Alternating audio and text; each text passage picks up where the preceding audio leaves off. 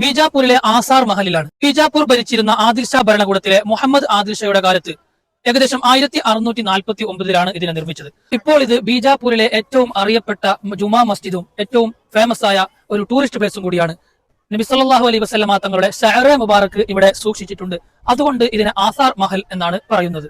ബീജാപൂരിൽ bus ഇറങ്ങി ഞാൻ ആദ്യം പോയ ഡെസ്റ്റിനേഷൻ ആസാർ മഹൽ എന്ന് പറയുന്ന ഒരു പഴയകാല നിർമ്മിതിയിലേക്കാണ്. ബീജാപൂർ കോട്ടക്കകത്ത് സ്ഥിതി ചെയ്യുന്ന ഈ ഒരു നിർമ്മിതി ആദ്യം ഒരു കോടതി ഹാളായും ശേഷം അത് പ്രവാചകൻ മുഹമ്മദ് നബി സല്ലല്ലാഹു അലൈഹി വസല്ലമ തങ്ങളുടെ ഷഅറ മുബാറക്ക് സൂക്ഷിക്കാൻ വേണ്ടിയും അതിനെ ഉപയോഗിച്ചു. ഇപ്പോൾ അത് ബീജാപൂർ നഗരത്തിലെ പ്രധാനമായ ജുമാ മസ്ജിദും പ്രവാചകന്റെ തിരുശേഷിപ്പുകൾ സൂക്ഷിക്കുന്ന ഒരു കേന്ദ്രമായും ഇതിനെ ഉപയോഗിക്കുന്നു. പള്ളിയുടെ വലതുഭാഗത്ത് ഉയരമുള്ള സ്ഥലത്ത് വളരെ ബഹുമാന പുരസരം സൂക്ഷിച്ചു വെച്ചിരിക്കുകയാണ് ആ ഷഅറ മുബാറക്ക്. എല്ലാ വർഷവും റബീഉൽ അവ്വൽ 12 ഇതിനെ ജനങ്ങൾക്ക് പ്രദർശിപ്പിക്കുകയും ചെയ്യുന്നുണ്ട്. വർഷത്തിൽ ഒരു പ്രാവശ്യം ഇവിടെ വിപുലമായ രീതിയിൽ പരിപാടികളും നടക്കാറുണ്ട്. 17-ാം നൂറ്റാണ്ടിലാണ് ഇതിനെ പണി കഴിപ്പിച്ചത്. ഇതിന്റെ മുൻവശം കാണുന്ന ആ പില്ലർ ഉണ്ടല്ലോ, അത് മരം കൊണ്ടാണ് ആദ്യം ഉണ്ടാക്കിയത്. പിന്നീട് അത് മരങ്ങൾക്ക് കേടുപാടുകൾ സംഭവിച്ചപ്പോൾ അതിനെ മാറ്റി വേറെ പില്ലറുകൾ പണിതതാണ്. ഈ കെട്ടിടത്തിന്റെ മുമ്പിൽ വലിയൊരു ജലസംഭരണിയും ഉണ്ട്. ഈ ഒരു കുളം അതിന്റെ എതിർവശത്ത് ഉള്ളതുകൊണ്ട് ചുറ്റുപാടും നല്ല തണുത്ത അന്തരീക്ഷമാണ്. പണ്ടുകാലത്തെ നീതിന്യായ വ്യവസ്ഥകളിൽ ഒരുപാട് കാര്യങ്ങൾ അവിടെ നടപ്പാക്കിയിട്ടുണ്ട്. അതുകൊണ്ട് പിൽക്കാലത്ത് അദാലത്ത് മഹൽ എന്നും അറിയപ്പെടുന്നു. ഈ കാണുന്ന ഈ പൊളിഞ്ഞ കെട്ടിടമുണ്ടല്ലോ, അത് ആസാർ മഹലിന്റെ അകത്തേക്ക് വരാനുള്ള ഒരു പ്രവേശന കവാടമാണ്. വളരെ മനോഹരമായ രീതിയിലാണ് അതിനെ കൊത്തുപണികളൊക്കെ ചെയ്തിട്ടുള്ളത്. പക്ഷെ ഇപ്പോൾ അത്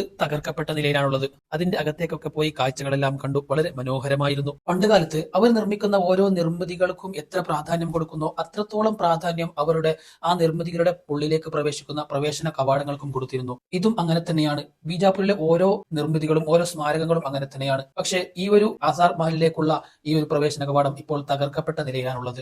ഇതാണ് ആസാർ മഹലിന്റെ വിശേഷങ്ങൾ. ബീജാപൂരിലെ മറ്റു വിശേഷങ്ങളുമായി നമുക്ക് അടുത്ത വീഡിയോയിൽ കാണാം.